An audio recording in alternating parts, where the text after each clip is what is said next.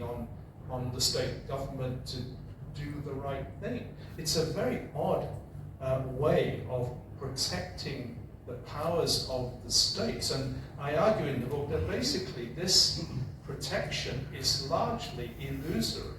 Right? It doesn't seriously protect. And there have been instances where there have been constitutional amendments of the kind mentioned in 161E2, where the consent of the state government has not been obtained. Right? So it's not as though people actually comply with what's in the provision, even though what's in the provision is totally inadequate. Right? So it's a very bizarre situation. But if you look at the Robert Lingi case in 2011, what we can say is that at least the Malaysia Agreement becomes a justiciable issue. So let's go on to the next slide, and this is where I'm going to try to quickly bring this to an end, if possible. So, all right, given this situation, if we all understand and agree with where we are at this point, how do we move forward? Right? And this is where I think we're going to find considerable disagreement, because I think people have different ideas as to what should be done. I mean, we can agree on greater autonomy, but what constitutes greater autonomy? And how do you express this greater autonomy? How do you get from here to there? Right? I think people are going to maybe disagree about that. But I want to make a very, very important preliminary observation before we look at these things, which is that these methods are not in general mutually exclusive. I think there seems to be an understanding that you have to sort of choose. You have to choose one of the methods and go that way. But actually I find that you can pretty much have a suite of methods. Most of them do not conflict with each other. You can attack on several different fronts at the same time. I think, for example, people say, well, you either enforce federalism or you have devolution. Why or? I mean, you can do both.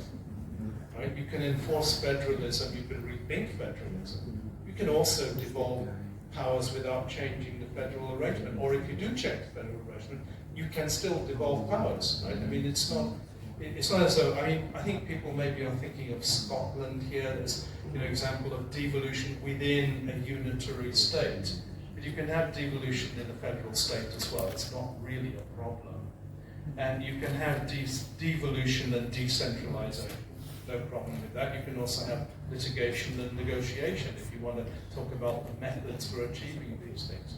So, okay, the first thing would be to rely on existing federal constitutional guarantees and mechanisms and powers, particularly cooperative federalism, to obtain more powers for the state. And I guess that is the one that mainly so far has been relied on in practice. I mean, not that people have gone terribly far with this issue, but that seems to be the mode in which people are thinking about this.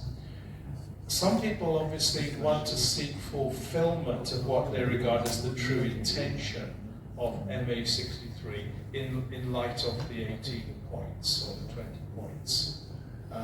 And that somehow you have to find a way of forcing the government, the federal government, to comply with, to actually implement the Malaysia Agreement and the IGC report. So that can be pursued in addition to one. You can have one and two. Some people, however, want to see complete annulment of the Malaysia Agreement on the basis that it's not a valid measure because genuine consent was not obtained at the time. Now, obviously, you can't both fulfill and annul the Malaysia Agreement at the same time. It's got to be, I mean, there I can see there are alternatives that are mutually exclusive. So I would be interested, to know what your views are on this question. But obviously, some people are kind of excited by the Chagos Islanders case and think that that the reasoning of the court in that case could be applied to the case federalism 2.0, you know, for everybody, not just for this state.